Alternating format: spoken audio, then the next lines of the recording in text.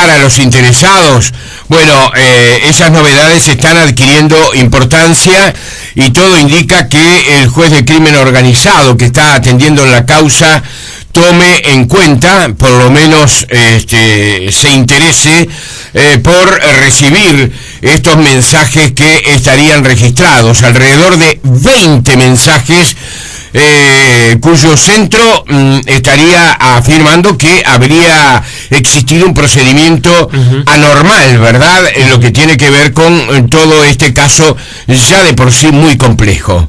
Muy complejo, y que podría implicar entonces que la jueza especializada en crimen organizado, Adriana de los Santos, cite a declarar a Hernán Antonio Calvo Sánchez, la persona que durante el remate de los aviones de Pluna se presentó como responsable y como delegado de la empresa española Cosmo. Recordemos que incluso la jueza puede llegar a citar a Antonio Álvarez Hernández, el propietario, a cualquiera. El propietario, exactamente, y principal, a usted incluso en este momento, a mí, claro, lo debe estar escuchando, y principal accionista de Cosmo, que recordemos, esta persona resolvió hacer público todo esto, todos estos correos y cómo fue la negociación en la subasta, únicamente porque no se le pagó lo que se había comprometido la empresa 13 millones y pico, ¿no? Exactamente, como se le pagó medio millón de dólares, como se le pagó solo medio millón de dólares, es que ahora decidió esta persona hacer pública esta trama que, bueno, de alguna manera expone que hay una maniobra que involucra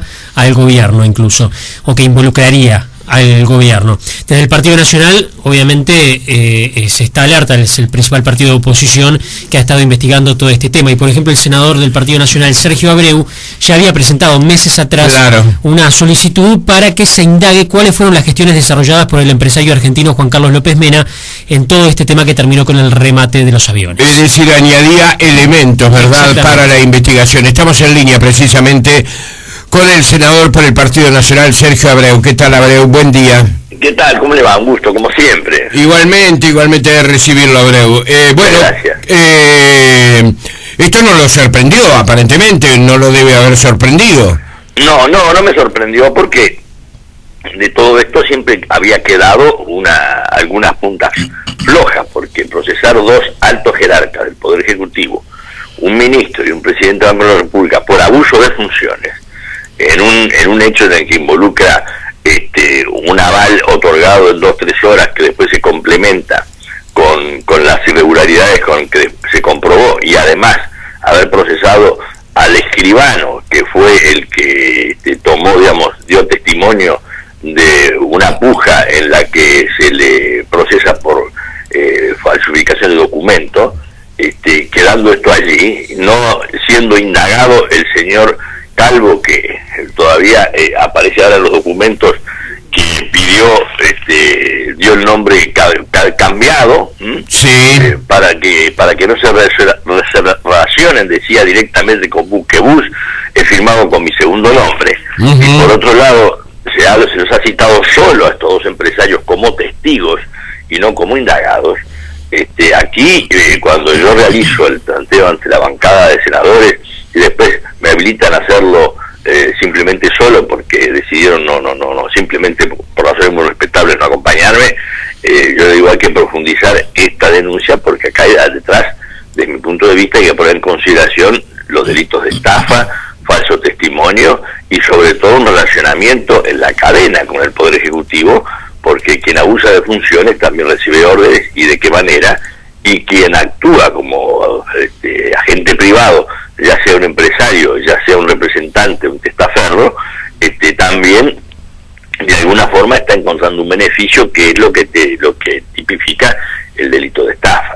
Y esto es lo que yo quiero de alguna manera, porque el escándalo es muy grande, de información que ya disponíamos aparecía como absolutamente desproporcionada entre la forma en que estaba todavía pendiente la actuación de la justicia, sobre todo en el caso de los empresarios y sobre todo en el caso del Poder Ejecutivo.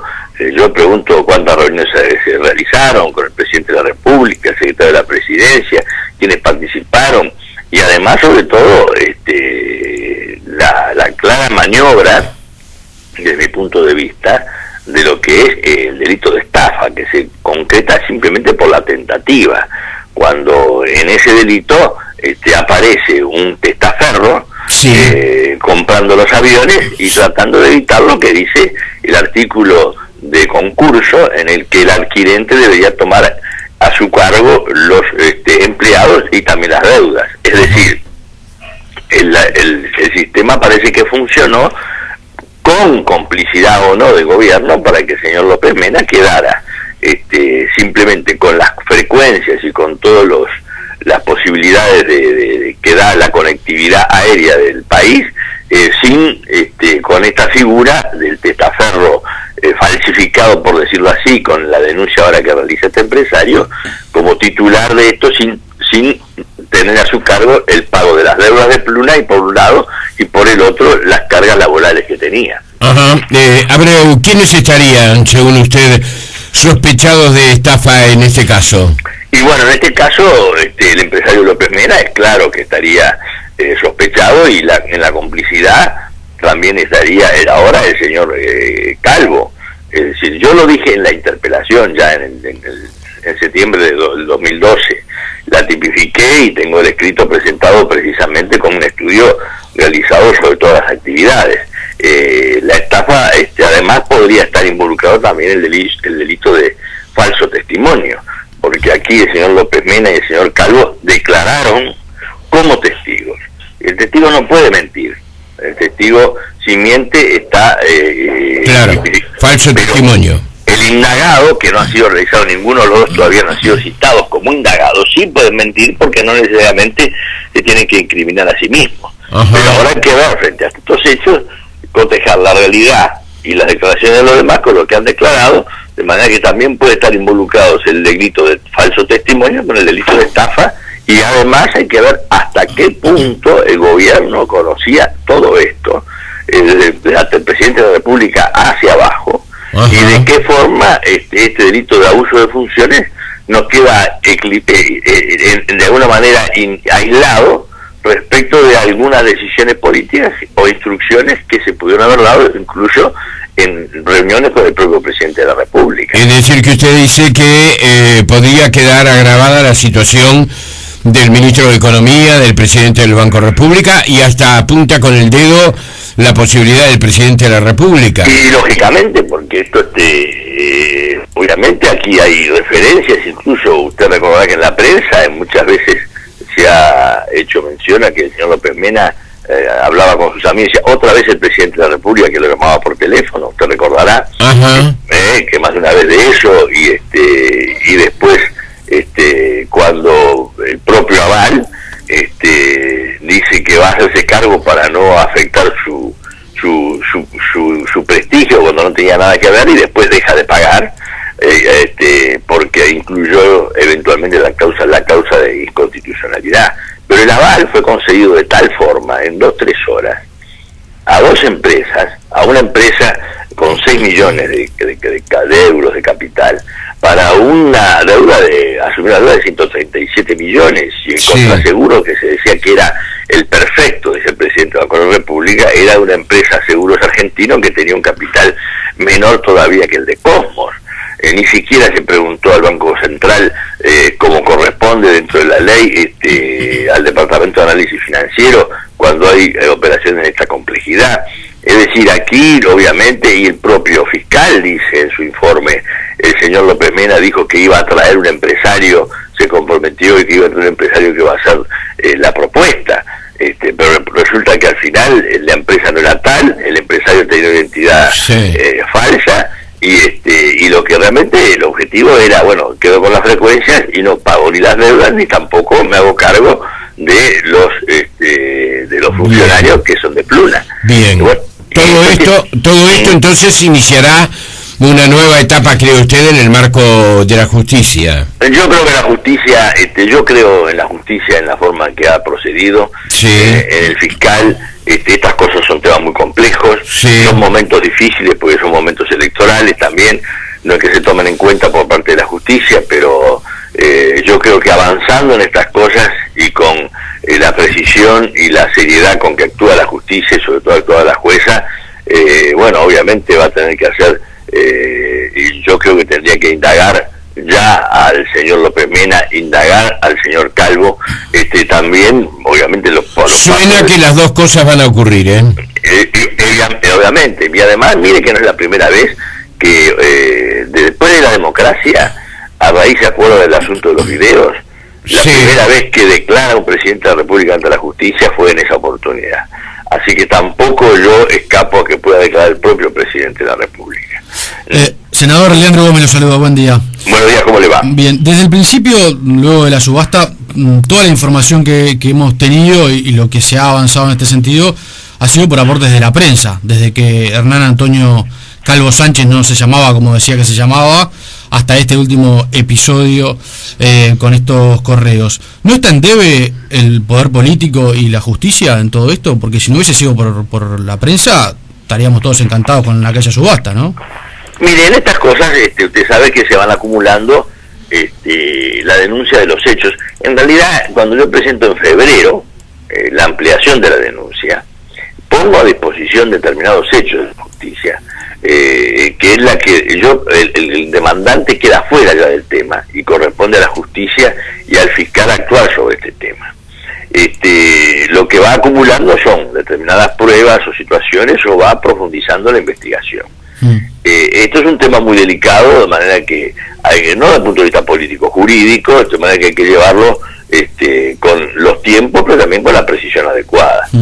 Políticamente se ha actuado durante varios años.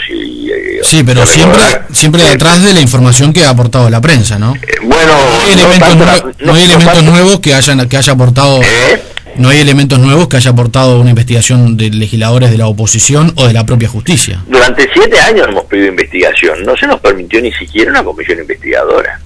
El Frente Amplio no votó ni una comisión investigadora. Claro, pero si en una de las interpelaciones como las que hubo, algún legislador de la oposición hubiese presentado alguna prueba de estas, hubiese sido una contundencia realmente, no necesitaban una investigadora.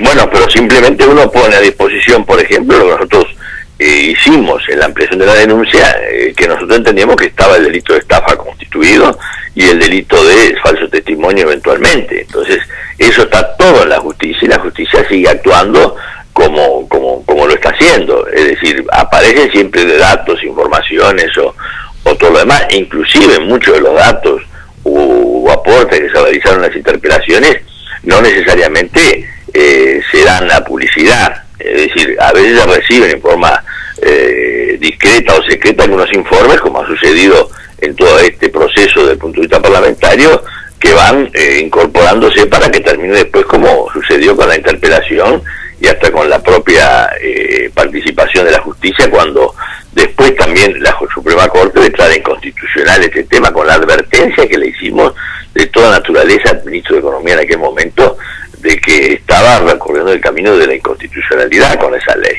Recuerdo que él dijo, si me hubieran avisado yo no hubiera seguido ese camino. No, nosotros le hicimos una serie de planteos. El gobierno ha actuado con excesiva soberbia en esto y ha creído que los pasos que ha recorrido el propio ex ministro Rossi nos dice el otro día, si yo hubiera tenido que actuar ahora de vuelta lo hubiera hecho lo mismo. Entonces, lo que hay es un bloqueo y un blindaje que no está en el tema ideológico o político, sino en la falta de transparencia de estos temas. Y las informaciones vienen de un lado, vienen del otro, la justicia se va nutriendo, pero la justicia además, en sus interrogatorios, fíjese lo que está pasando con el vicepresidente argentino, los interrogatorios que le hacen y la justicia especializada en este tema y el fiscal, comienzan a ubicar responsabilidades en función de información que ellos disponen o de las conclusiones y deducciones que saca el propio juez o el propio fiscal en la interrogatorio que le hace a las personas que ya convoca o como indagados o como parte de testimonios que deben brindar. Entonces, todo esto es un tema muy complejo, no es que uno siga lo que dice la prensa, uno va denunciando los hechos y es una complejidad que se va agregando. Estos emails, bueno, hay que ver cómo hace el señor Álvarez para comparecer, para darle la veracidad suficiente para todo esto. Eso le corresponde a la justicia.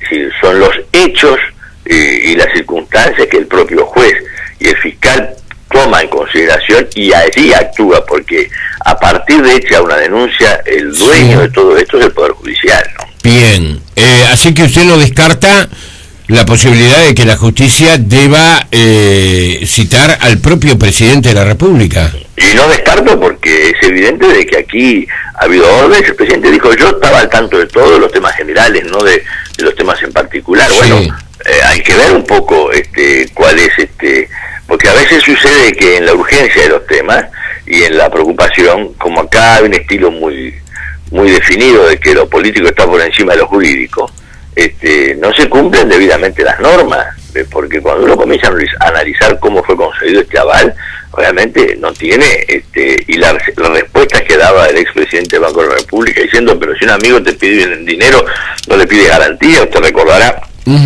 esas declaraciones, pero cualquier ciudadano del Uruguay normal va a pedir un préstamo en cualquier lado, y no dicta, como sucedió por teléfono o con comparecencia a través del señor, cómo se va a redactar el aval, como declaró el propio gerente García del Banco de la República en el juzgado. Está claro.